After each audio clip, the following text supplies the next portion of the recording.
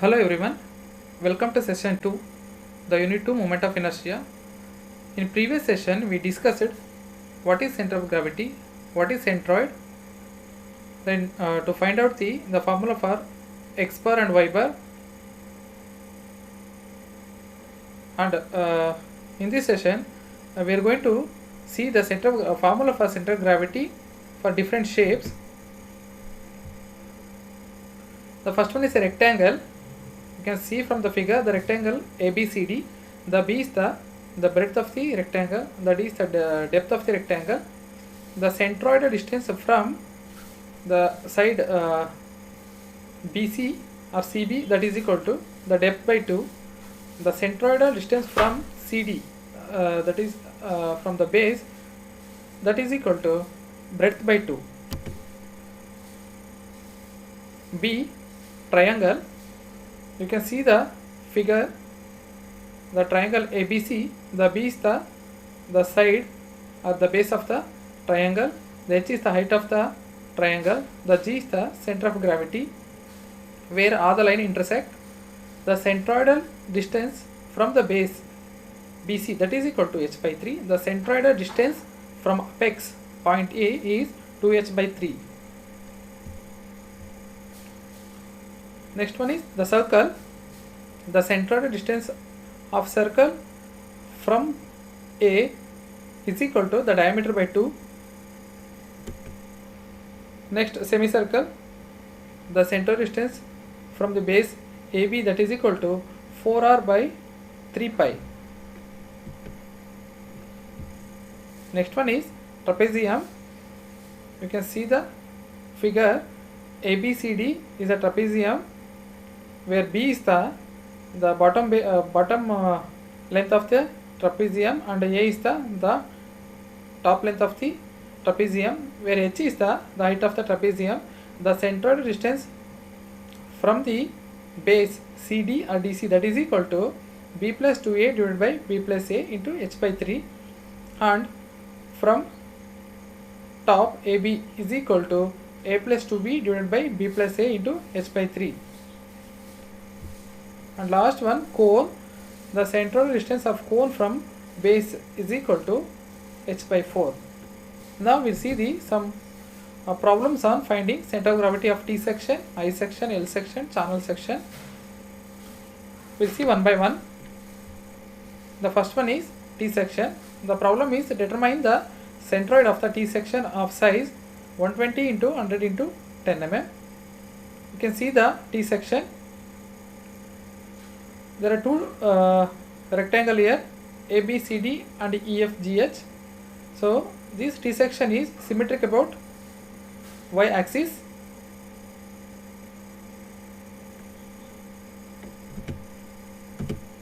Now you can see the 1 is the 1 2 are the reference axis. Like 1 is nothing but x axis, 2 is nothing but y axis. We see step by step. The T section we split into two rectangle pieces. The first one is ABCD, that is I marked as 1, dimension of 120 into 10. The second portion is EFGH, the second rectangle is EFGH, that is I marked as 2, portion 2, that is the dimension is 90 into 10 mm. Now the area of rectangle 1, A1 is equal to length into breadth, that is 120 into 10, 1200 mm square. Similarly, the area of rectangle 2, A2 is equal to 90 into 10 mm, that is equal to 900 mm square. Now we will find the center of gravity of each rectangle with reference lines. The first is the center of gravity of rectangle 1, that with reference 1 1. The y1 is equal to 90 plus 5 is equal to 95. The second rectangle length is 90, and from the formula we already discussed it before, the central distance of rectangle, that is equal to d by 2, that is 10 by 2, that is equal to 5.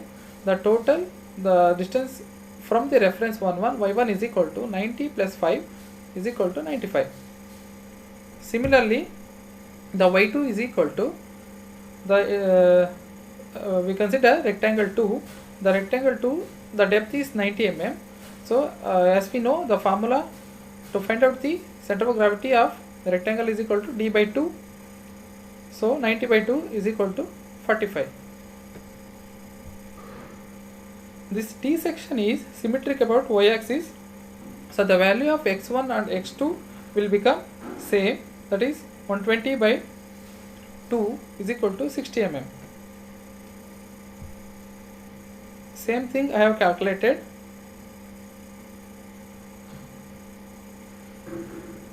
While calculating x bar and y bar, we are going to follow two methods. The first one is calculation method.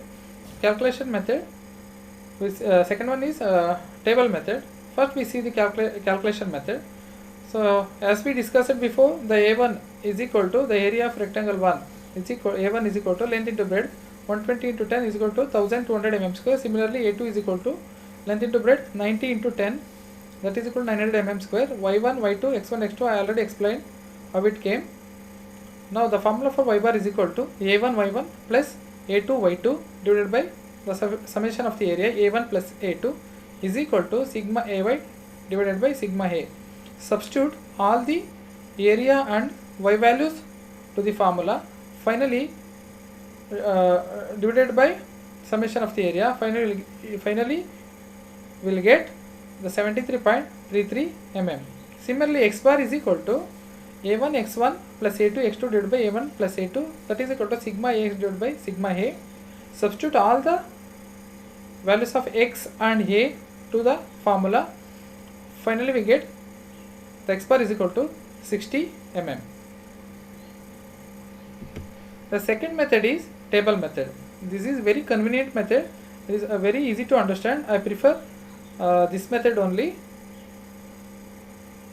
So here you can see the table. The first column is component, then area A in mm square, the centroid distance y from reference axis 1 1 in mm, the centroid distance x from reference 2 2 in mm, and A into y, then A into x. In component column, the first component is it means first rectangle is ABCD. The area of first rectangle is 120 into 10, that is equal to 1200 mm square. Second component is EFGH 90 into 10, that is 900 mm square. The centroid distance y from reference 1 1 I already explained before.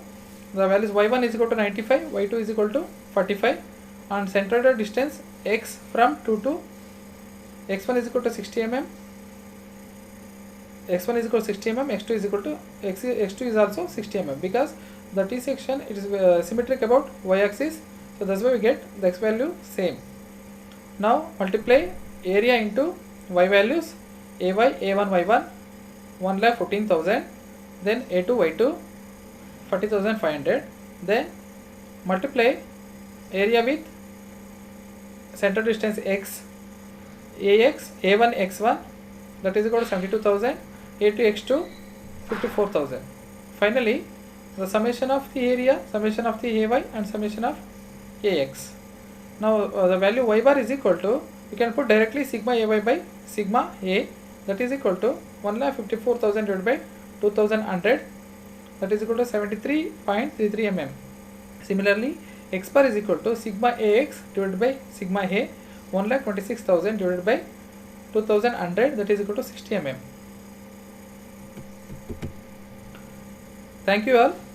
Remaining topics will be covered in next session. Thank you.